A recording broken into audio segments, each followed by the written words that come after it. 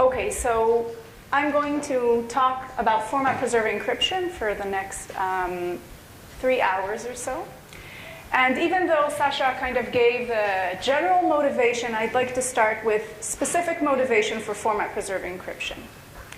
So this is the textbook example. We have some medical records. So maybe a hospital has their medical database. And the reason that we're using this is because we all intuitively understand that our medical history is something that we want to preserve private. So let's say a new person comes into the hospital. So they open up a medical record for him or her, and then this medical record is sent to the database, and they perform some kind of check to see that this record was opened correctly. So this means you check that if you have some identification number, like a social security number, it's a valid social security number. You check that if you have some payment method, let's say a credit card number, it's a valid credit card number. Now, nowadays, no one stores their database locally. Everyone stores them at some remote server in the cloud. Of course, this is private data. It's very sensitive. We're not going to just send all these medical records to the cloud. We're going to encrypt them first. But this introduces a problem. You know, if you had this table with a field for social security number, that's a 9-digit string. You encrypt it using, I don't know, AES, you get 128 bits back. That's too long to store instead of a 9-digit string. So you might not be able to store the encrypted data in the same tables as the unencrypted data. And of course, we always have this so-called solution of just regenerating the tables. This is not a solution. We want to add encryption as an additional layer that gives us privacy. If we require the users to just regenerate all the tables and re-enter all the data, they're not going to use our encryption scheme.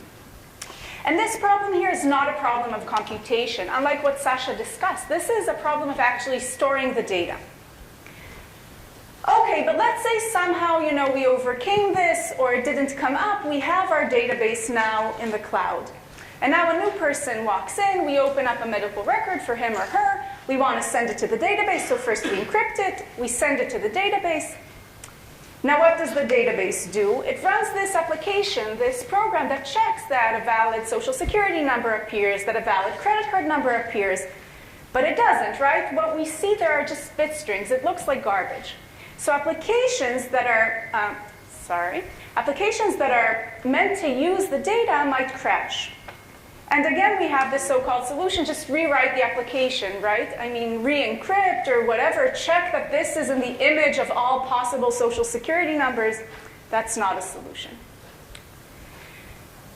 Okay, so this is what we'll talk about solutions for these problems and how to do format-preserved encryption.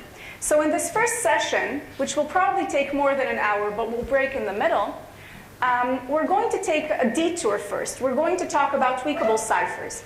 Then I'll introduce format-preserved encryption. We'll see all kinds of definitions for its security. And finally, we'll get to constructions.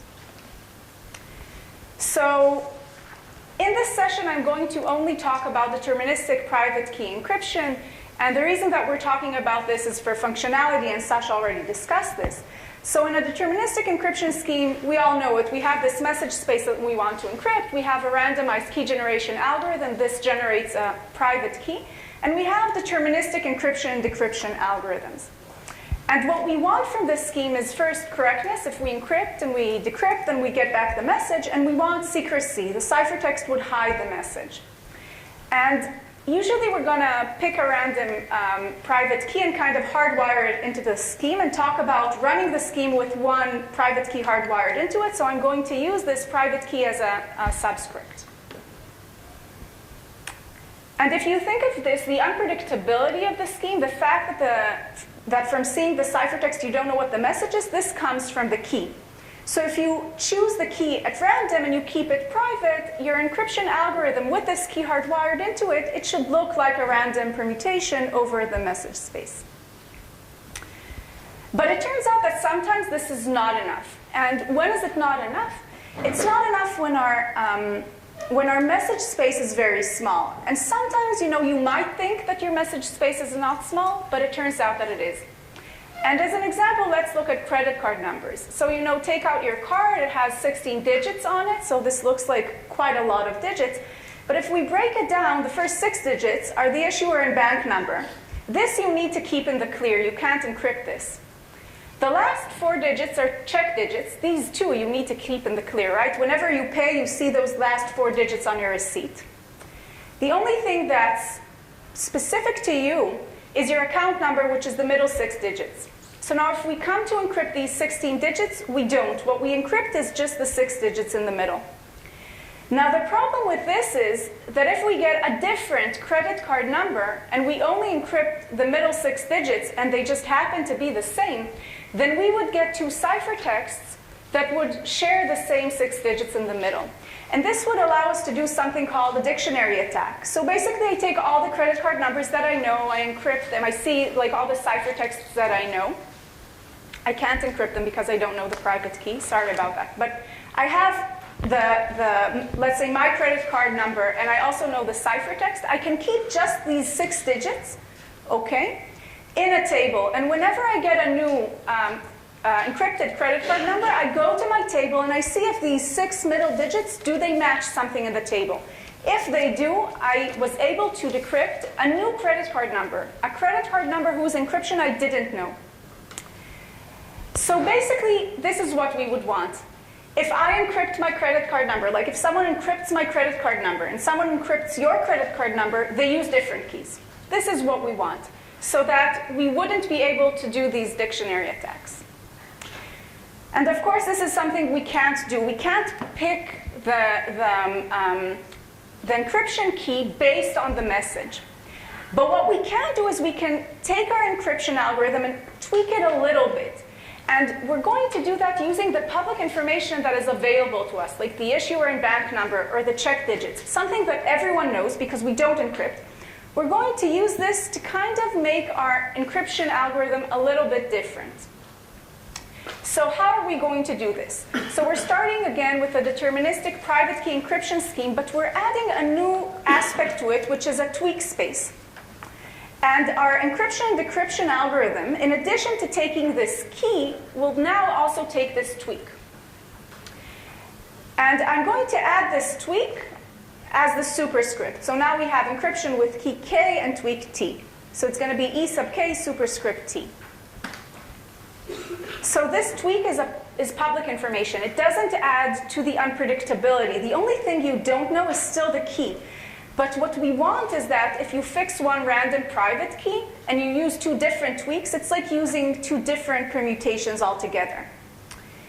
So this means that the tweaks kind of give us a family of pseudorandom permutations. You pick one key and you get, instead of one pseudorandom permutation, you get a whole bunch of them, depending on the tweak that you use.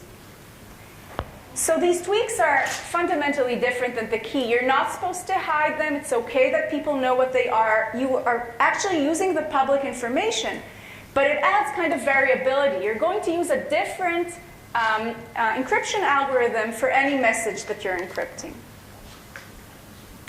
So let's go back to this example of credit card numbers. So before, what we had is we had 2 different credit card numbers with the same middle 6 digits, which is what we encrypt. And when we encrypted it, we got the same 6 digits in the middle. And what happens when we have tweaks is that we're going to use a different encryption for each of these middle 6 digits. So we're going to use all the public information for the tweak. So what public information do we have? We have alpha or alpha prime, which is our issuer and bank number. We have beta or beta prime, which is the check digits. And we're going to tweak with these issuer and bank number, alpha, and with the check digits, beta. So we're tweaking with the public information. We're still encrypting these middle 6 digits. But now these are like completely pseudorandom, different pseudorandom permutations. So what we get in the middle are 2 similar, like they look completely independent, the encryptions that we get of the middle 6 digits. Questions? I didn't tell you, but you're free to ask me. Yeah? But they are quite dependent, right? I mean, the beta does depend on the... So, okay. So the question was, you're saying that they're independent, but when you're looking at the last 4 digits, they depend on what happened before, so it would be dependent. So in general, when we're doing tweakable encryption, we're using all the public information. It's true that sometimes we're using things that are dependent, but the issuer and bank number are independent. Okay? So I agree that in this specific example, it looks like you shouldn't take your check digits in, but usually we kind of bump everything in, even if it doesn't really help in adding security. But actually, the only way to get the same thing, really encrypting using the same pseudorandom permutation, is if you have the same issuer and bank number and the same check digits. This means you have the same account number, so it's the same credit card. You would never be doing the same encryption with the same key and the same tweak unless it's the same message in this example. Okay, so yeah. If you just encrypt the whole thing, what would happen if I just encrypted the whole thing? So we're really functionality oriented here. People are not going to encrypt that, right? Because think of your receipts when you're paying with your credit card number. The 4 digits in the end, the check digits, they have to be in the clear. No, just you can still keep it in the clear, but just for so you don't have the same ciphertext. You just encrypt everything. I don't see how if you encrypt, if your idea is to encrypt everything together. No, just the plain text will be everything, but probably the private information. And you don't have a case where the ciphertext is the same. I'm not sure I understand your suggestion, but there are 2 things to note here. One is that I do want to hide the account number, so I don't want to give everything in the clear. So I can only give the first 6 digits and last 4 digits. And the other thing is that I can't encrypt everything. So you're saying, why don't I encrypt everything and attach to it the account number and the... So that's just, you're encrypting a whole lot, right? Instead of just encrypting what you want to encrypt. So actually, I think that this idea is something that people used to use, but not in this context. So it's efficiency?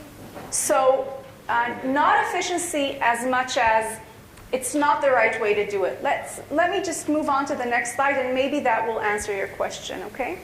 So just to give you kind of a context for tweakable encryption, it wasn't introduced in the context of format-preserving encryption. It was introduced in the context of block ciphers, where you want to encrypt very long messages. So you kind of do this, Sasha did it for me, mode of operation, right? So you're encrypting one block, and then you're encrypting the next. And if you want to get this variability, the fact that you have that you can't be able to notice that the first block is the same and all these things that Sasha discussed, then you use this IV, this initialization vector that should be random. And then these people came and they said, this is not the right way to do it. If we want variability, then what you're using is not good. You shouldn't be using block ciphers. They don't give you variability. So you need to take your block cipher and change that and make that tweakable. So that's kind of what you were suggesting. We're going to solve this problem by just looking at everything, whereas we're not interested in looking at everything. We're just interested in encrypting the middle 6 digits. So this is something people have looked at, but they came to the conclusion that that's not the right way to go. So unlike these solutions here for block ciphers that you might say, maybe it's just nice to have, it's the right abstraction. When we're talking about small domains like the credit card number example, then these tweaks are essential. If we don't have it, then we have attacks. And when we're talking about formats that we want to preserve, what we want to do format-preserving encryption on, many times these formats are very, very small, like social security numbers and credit card numbers. These are like 9-digit strings, 16-digit strings, 6-digit strings. It's a very, very small space. So tweaks are really essential. So this is why when we're talking about format-preserving encryption, our starting point would be a tweakable encryption scheme. And to it, we'll add something else. Okay, so now after our detour, we're kind of ready to talk about format-preserving encryption. So in general, when we encrypt, what we get back is garbage. It shouldn't look anything like the message, and we already saw that this is very problematic when you want to use the data. Sometimes we do want to preserve some properties of the plain text. So what we would want is something like our ciphertext space to be the same as our message space, meaning that our encryption scheme, when we take our encryption algorithm and hardwire some secret key into it, we would get a pseudorandom permutation over our message space. But actually, if we're thinking about encrypting a lot of formats, all the kind of messages we're interested in encrypting, we have a lot of different formats. So for example, we might be interested in encrypting social security numbers and credit card numbers and dates and maybe some number. So for example, this might be encrypting some transaction, right? It's who you are, what kind of method you used, when did you do that, and maybe some kind of, I don't know, identification or the number that you got, confirmation number or something like that. And we don't want to encrypt a social security number into a credit card number. That's not really what we want to do. We want to encrypt each part separately. So when we're thinking about this message format, it's actually the union over a lot of formats. Right? It's like the social security numbers, the credit card numbers, the dates, etc. And each of these like sub-formats, the smaller set of messages that have the same format, these are called slices. So we're interested in encrypting a lot of so-called slices, each slice within itself. So one other example we could think of is maybe we're interested in encrypting bit strings, but we want to preserve their lengths. Something else we might be interested in doing is encrypting some number in some domain. Now in this case, if you get a number, 2, what's its format? Is it a number between 1 and 3? A number between 1 and 5? A number between 1 and 20? Just from seeing the message, you don't know what its format is. So when we are interested in encrypting, I know I'm not done yet by the time, right? So if we're interested in encrypting a lot of formats, we might not be able to tell from the message what the format is. So we need to kind of specify what is the format in relation to which we want to encrypt. So you give this number 2. Do you want to encrypt it between 1 to 3? Do you want to encrypt it between 1 and 5 or 1 and 20? The reason that you're considering these multiple slices, is it a security reason or a convenience reason? I mean, I would just consider 4 independent keys for every slice. Okay, so the question was, why am I considering different slides? Is it because of efficiency or because of security? So I'm not talking here about which key I'm going to use for encryption. I'm talking about what is if I want the ciphertext space to be the same as the message space, what is the message space in relation to which I'm doing the encryption? And if I want to support a lot of formats and I want to encrypt each format onto itself, then that's the question. Let's say I get a 9-digit string. Is that a social security number? Is it just a 9-digit string? Is it a number between 1 and gazillion? I don't know. I mean, I have to specify what format it has. The question is, do you particularly want to use the same key for all these slices? So we would, but I don't think that it matters. You could use different keys, but this is just for, here it is a matter of efficiency, right? You don't want to hold for these, you might have a lot of formats. You want to have one key, okay? Okay. So this last idea was that the message might not give you an idea of what the format is. So we need to kind of give the encryption algorithm also a description of the format. So this is what format-preserving encryption is. It's a deterministic, private key, tweakable encryption algorithm, encryption scheme. It has with it, associated to it, a format space, which basically just describes all the supported formats, what you can encrypt. And then we have the message space. The messages that you can encrypt, it's just the union of all messages over all supported formats. So each M sub n is a slice. It's like social security numbers or credit card numbers, etc. And we want it to be finite so that we have this idea of what a permutation over it is. And of course, we have the tweak. And again, we have our randomized key generation algorithm. And now our deterministic encryption algorithm takes a key as before, takes a tweak as before, and a message. But it also takes a description of what the format of this message is. And it returns either something that looks like a valid message or an error symbol, this bot. This bot should be distinguishable from the messages, right? No valid message looks like bot. And when do we return this? We return this when we're asking to encrypt something that doesn't have the right format, meaning we're saying, this is the format that I want to encrypt, social security numbers, and what I give you is like a date. These don't match. And that's the only time when the encryption algorithm might fail. So it's not a question of the tweak. It's not a question of the key. It's just a question of whether the message that you gave really has the format that you're saying that it has. Now, if it didn't fail, if you gave a key, a tweak, and you gave this format in, then what you get is a permutation over the corresponding slice. So if you're asking for encryption of social security numbers, your encryption algorithm would give you a permutation over social security numbers. And decryption, again, takes a key, a tweak, the ciphertext, and the description of the format of the ciphertext, and would either fail if the ciphertext doesn't have this format that you're claiming that it has, or it would return the decryption. And I'm going to add this description of the format in the superscript right after the tweak. So this is the syntactic definition. Now, what are the properties that we want? So the first thing we want is correctness. Encrypt, decrypt, you get back your message. So for every key, for every tweak, for every format, when you give a message with that format, you encrypt it, you decrypt it, you get back the message. What about security? So the first that actually looked at format-preserving encryption kind of rigorously were Belarist, Park, Rogaway, and Steggers in 2009. And they came up with kind of a hierarchy of what we mean when we say that a scheme is secure.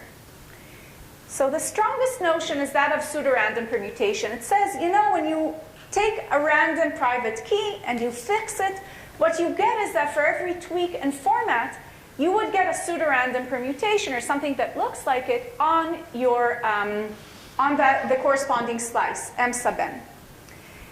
And generally, when we're talking, you know, about an encryption scheme, the best we could hope for is encryption looks pseudorandom. So you take your message, you encrypt it, it's like completely random in the space of valid ciphertexts. But here we have something else. We know that the encryption algorithm is going to leak the format.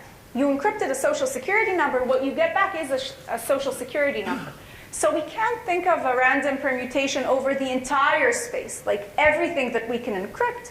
We need to think about different permutations over the different slices that we have. So this idea of pseudorandom permutation is just the adaptation of the standard notion that you are probably familiar with to this setting of format-preserving encryption. Yeah?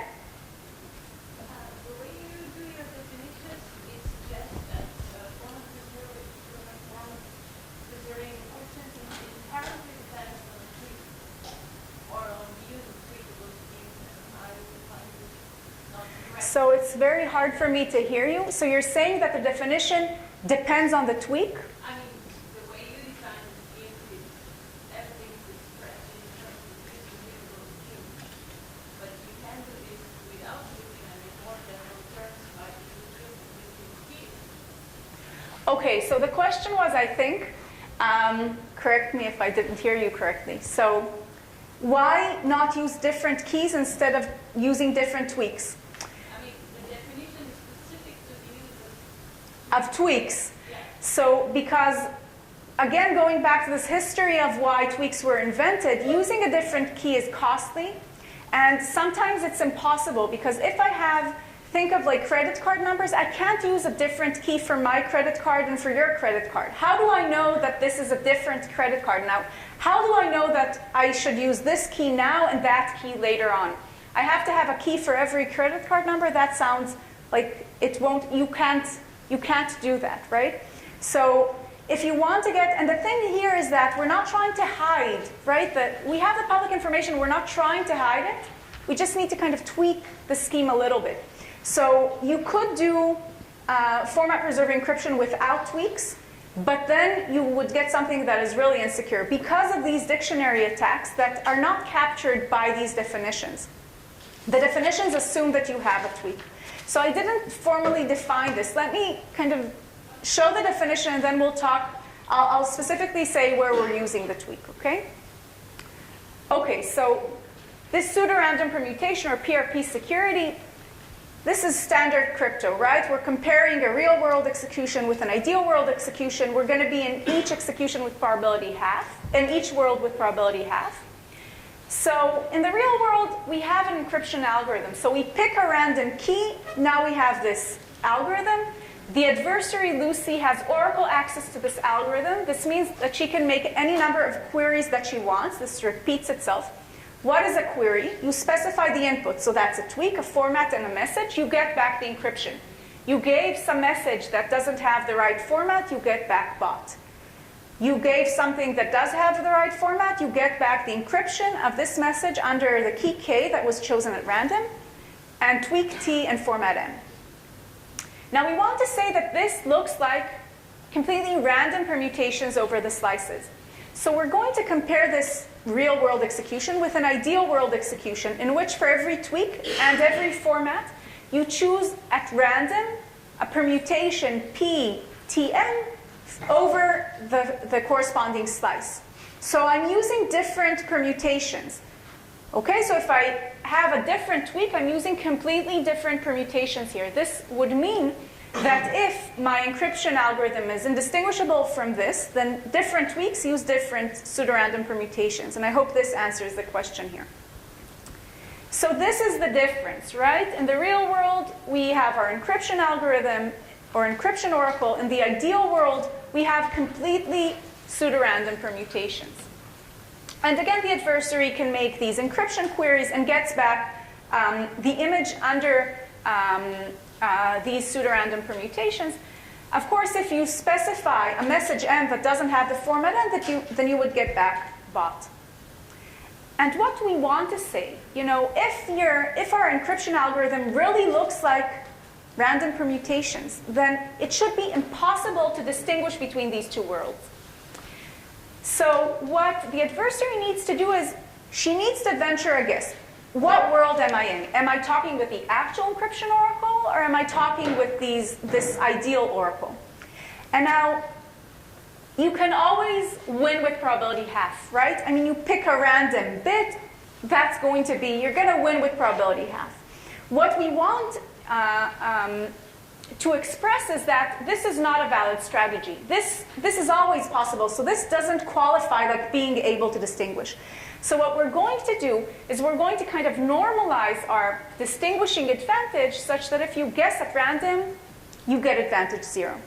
So this is how we normalize. The PRP advantage of this adversary, Lucy, is twice the probability of guessing correctly minus 1. So this measures how well you can do in relation to just guessing at random. So this is the definition. Now, it's a great definition. But the problem is, and we'll see later on, that if you want to prove that your scheme really gets PRP security, then it needs to be quite inefficient. And we'll see what I mean by, I'll talk about what this measure of inefficiency is, but it's going to take it a lot of time to run.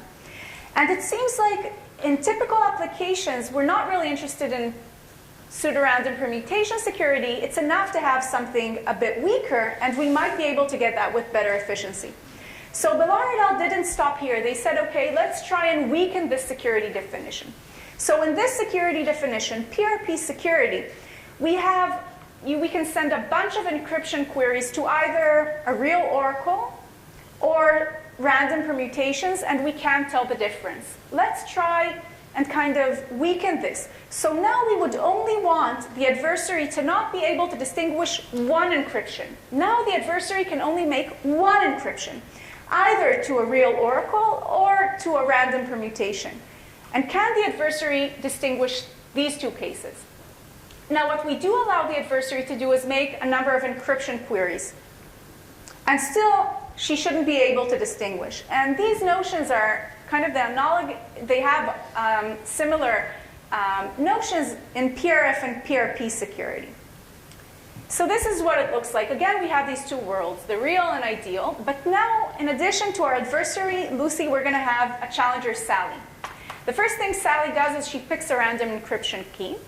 Then the adversary is going to choose the message or the input on which she wants to be tested. So she specifies a tweak and a format and a message with that format. And she says, this is what I want to be tested on. And then Sally encrypts this message M star under the key that she chose and the format N star and the tweak T star and sends back the ciphertext to Lucy. And now Lucy can make any number of encryption queries that she wants as long as they're unique. And this is the real world. So here there is one specific challenge input on which Lucy is going to be tested. Now what happens in the ideal world? So again, the challenger will pick a random key, and Lucy will pick the challenge on which she wants to be tested. But now instead of encrypting, what Sally is going to do is she's going to generate a completely random ciphertext with the same format as M and send that back to Lucy. So this is the difference between the two worlds. In one world, you get an actual encryption, and in the other world, you just get a random image. And again, Lucy can make any number of encryption queries that she wants. And finally, she needs to guess, where is she? Is she in the real world? Did she get a real encryption? Or did she get a random image? And again, the advantage is measured in the same way. So the SPI, single point indistinguishability advantage of the adversary is twice the probability of guessing correctly minus 1, which is the normalization so that if you make a random guess, your advantage would be 0. So why do this SPI? So for PRP, we have an adversary that cannot distinguish a lot of encryption queries from a lot of random images. And we have this distinguishing advantage. For SPI, you cannot distinguish one point from the encryption on one point from random. And again, we have the same distinguishing advantage. It turns out that these notions are equivalent, but it's easier to prove that schemes are secure using SPI. So this is has its pros and cons. On the one hand, these are equivalent notions. So if you can't get PRP security with efficient schemes, you also can't get SPI security with efficient schemes. But on the other hand, if you want to know what kind of how efficient can you get, what's the lower bound to get PRP security, it's enough to work with SPI. And just to explain what I mean by equivalent notions, so Sasha discussed this, we want to have a reduction. If we have an SPI breaking adversary A, then how well can it do? We're going to build a PRP adversary A prime and use that A prime to bound the advantage of the SPI adversary A. And this advantage is roughly the same, but you have an additive factor of roughly the number of queries your adversary makes over the minimal size of supported format. And maybe we'll have time later to kind of explain to you why this is so. So this is the easy direction. It's intuitively kind of clear that if you can't distinguish a lot of encryptions from a lot of random images, then you can't distinguish one encryption from one random image. But it turns out that the other direction also holds. So if you can't distinguish one encryption from one random point, you won't be able to distinguish a lot of encryptions from a lot of random points. And here, the loss that we have in security is a little larger, and we have this Q times what we had before. So I don't know how the pointer works. So I'll do it this way. Sorry. I don't want to, I know this is like, there's voodoo there, so I don't want to. Okay, so basically what we have is we have this advantage times Q. This is what we get here. And the reason that we do this is if you try to kind of work out the proof, we have a hybrid argument here over all possible queries. We're kind of going from an actual encryption oracle to random. And so the proof here is the same, except that here we have a hybrid, so we get the Q times the advantage that we had here. So this is kind of to give you an intuition as to why, if you trust me that PRP really is stronger, then you should also kind of believe that SPI is really not weaker. Yeah? Can you just tell me again what M is? M is the minimal size of your supported format. So if you have like 2 supported formats, social security numbers, and the number is 1 to gazillion, so it's going to be the number of social security numbers. So hopefully I can do the proof later on, okay? And then I can kind of explain where this comes from, okay? If not, then ask me during the break. Yeah? How small is M in your computation? It depends what you want to encrypt. So for example, if you want to encrypt social security numbers, then it's going to be that. If you want to encrypt credit card numbers, it would be 10 to the power of 6, right?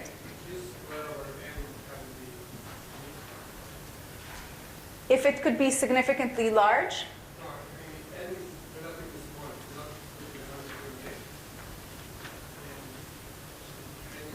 It's true that, okay, so what Hugo is saying is that if you're using small formats, then you might, so this M is small, then you might basically reach 1, which is the largest distinguishing advantage, and lose everything. That's true that you have a relation here between the number of queries and your format size, but kind of as a theoretical aspect, they're the same. I agree that this loss here is something that shouldn't be taken lightly. Okay? Yeah. I'm not clear if your security analysis is per format. In other words, can you encrypt a message? Can you encrypt a date into a credit card and vice versa? Or you're doing the analysis for each slice separately? Okay, so when you design a format-preserving encryption scheme, you need to specify what your format space is. So these are all the supported formats. And then you encrypt each format within itself. So if you say that one format is like credit card numbers and one format is dates, then you wouldn't encrypt a credit card number into a date and vice versa. But when we're talking about security, we're talking about the scheme as a whole. So you can make encryption queries, some of them, asking to encrypt credit card numbers, some of them asking to encrypt dates.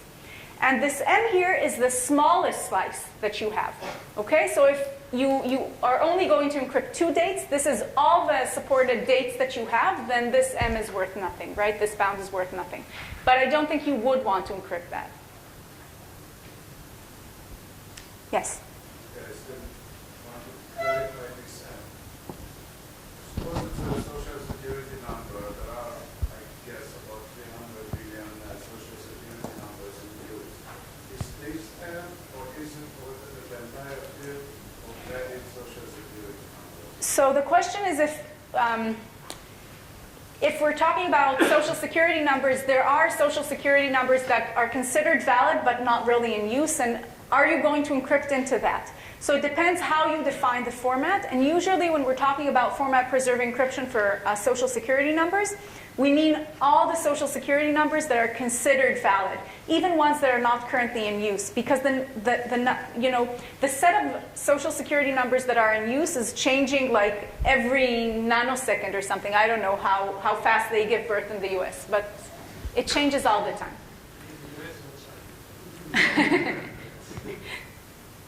Okay, so yeah. Is there a good intuition why you use this 1 over m in both directions? The Q over M. Why I mean some Q or Q squared over m. You use them in both directions.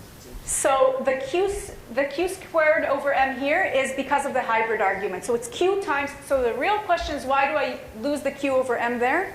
So, I mean, if I have time to explain this, then I will, okay? Because there is no one, if I had a one-liner answer, I would give it to you, but we kind of need to go through the proof. Okay, so this is single point indistinguishability. So basically we said we have pseudorandom permutation security, we have single point indistinguishability, they're equivalent. Pseudorandom permutation means if you have that kind of security you need a lot of your running time is going to be very, very large. So this is the same for single point indistinguishability.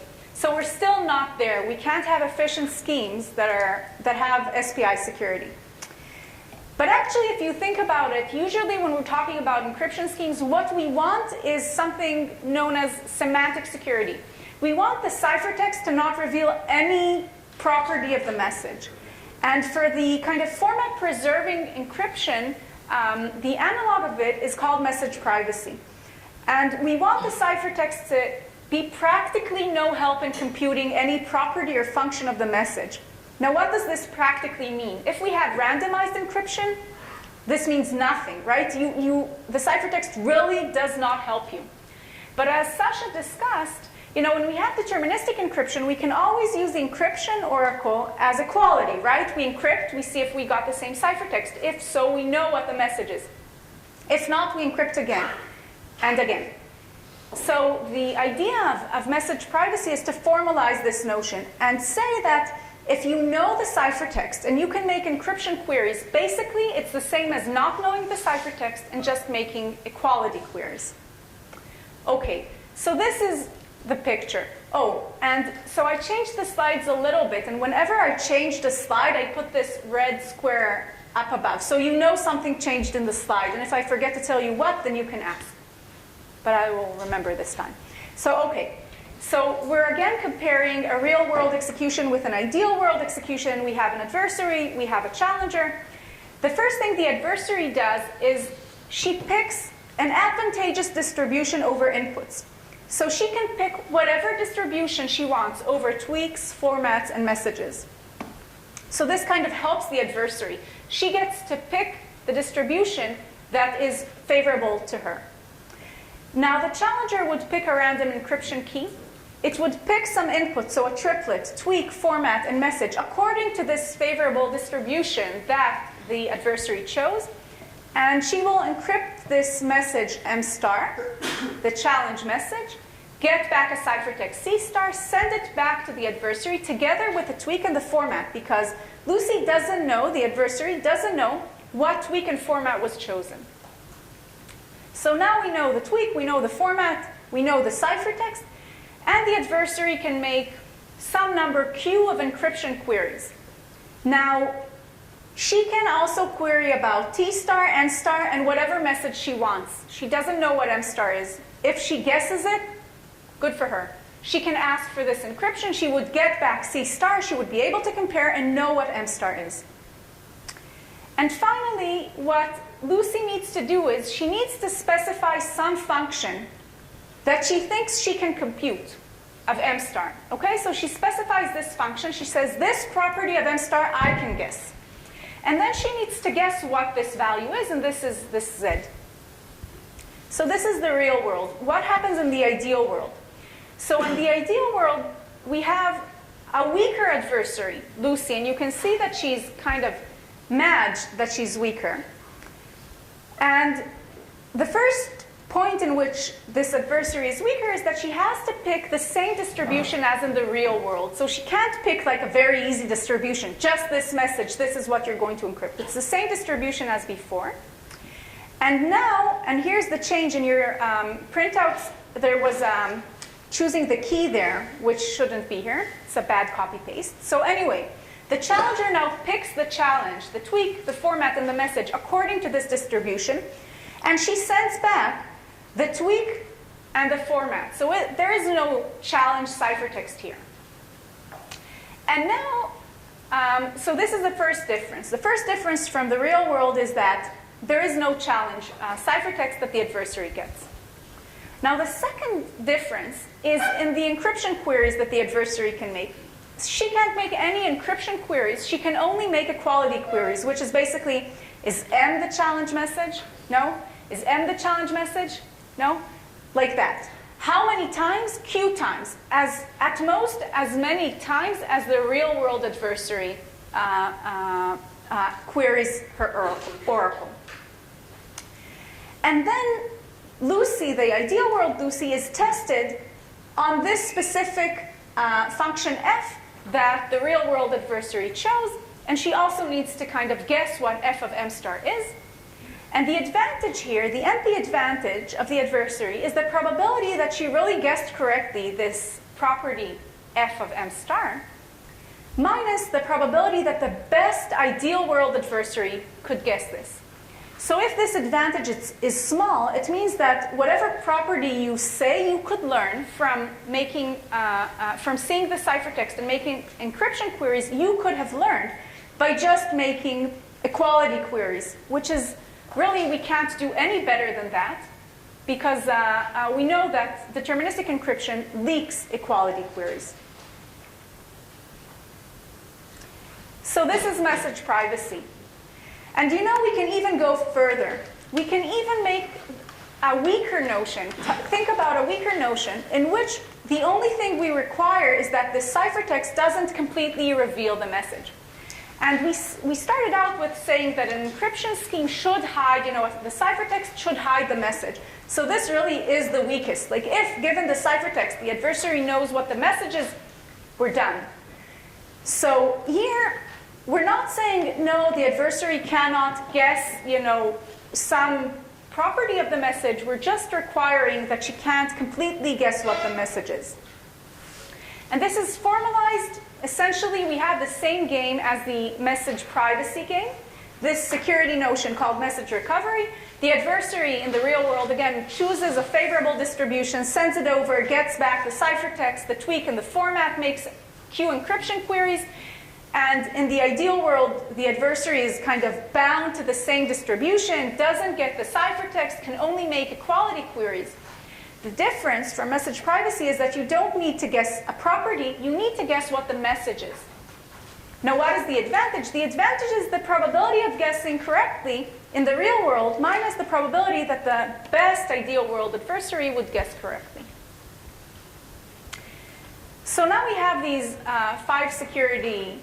these four security notions, and I just want to say, yes? Can I just ask, is there any is there any weakness in message privacy that you prefer, even in pseudorandom function? We don't really care that, in general for encryption, we don't ask for encryption to be pseudorandom, and it can be often in practice, but there isn't any real security advantage to that.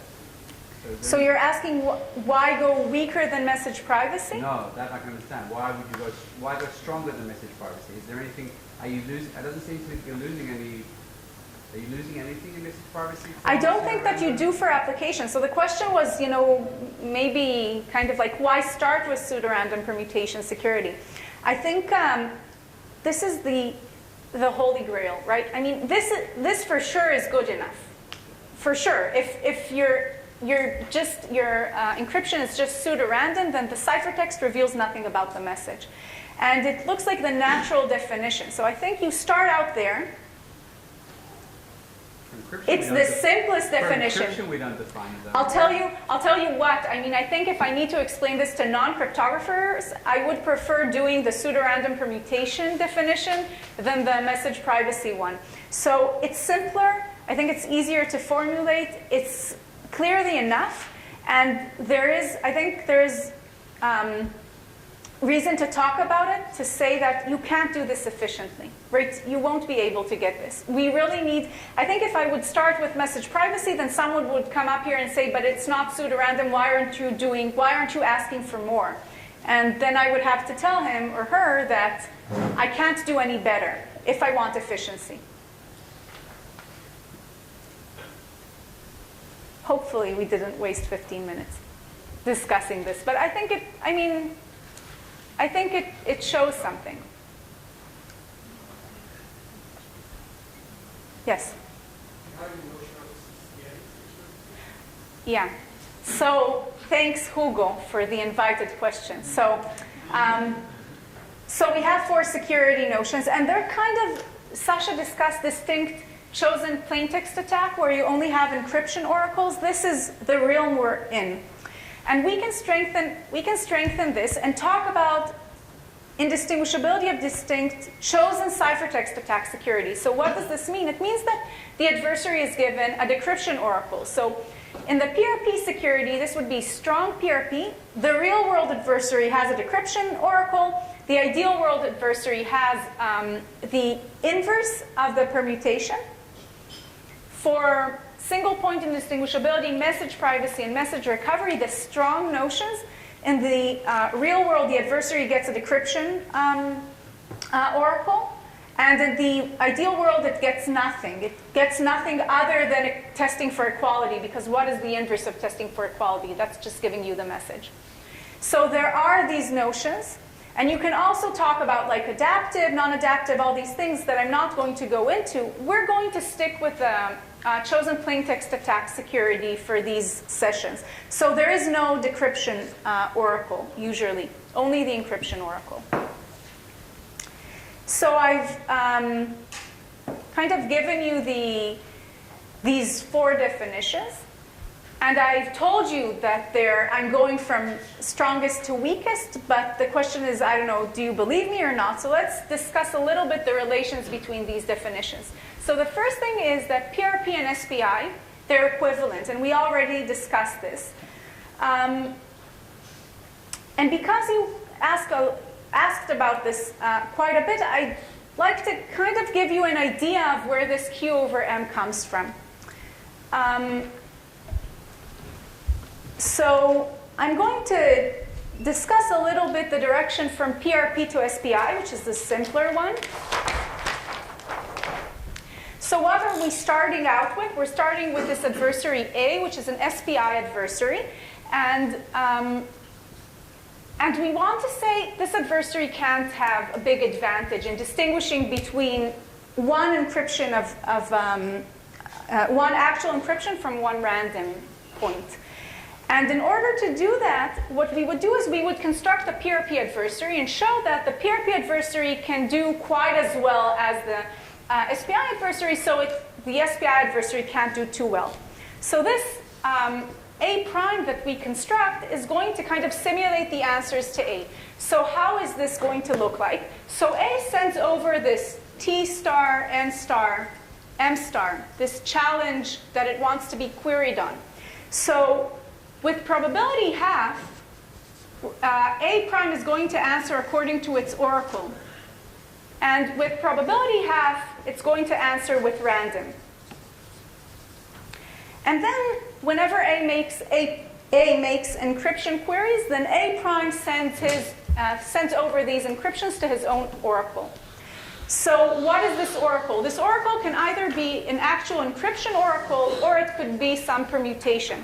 So if we're, in this case, if we answered with probability half according to our oracle, if we're in this case, in the case in which the actual oracle of A prime is an encryption oracle, then what did we do? With probability half, we're answering with an actual encryption query. With probability half, we're answering with random. This is the challenge query, the challenge encryption. And all other encryption queries, we're answering with an encryption oracle. So this is just the SPI game. So the advantage here is going to be the same as the advantage here. What happens if we're here? So what happened? With probability half, we answered with a random query. With probability half, we answered with a random query. And all other queries, we answered with a random query. This is the same experiment. There is no advantage here. You cannot distinguish between the same experiment. Except that I lied. Because here, when you answer with your oracle, you're actually answering with the same, with an image which is consistent with all the other answers you're going to give.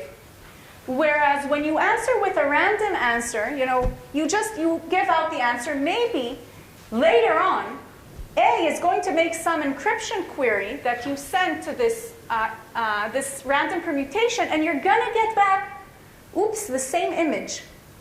Because you have no idea what this pi is. Now, what's the probability of this happening? It's 1 over m for every query, the probability that you would kind of choose choose something that the adversary A is going to ask about.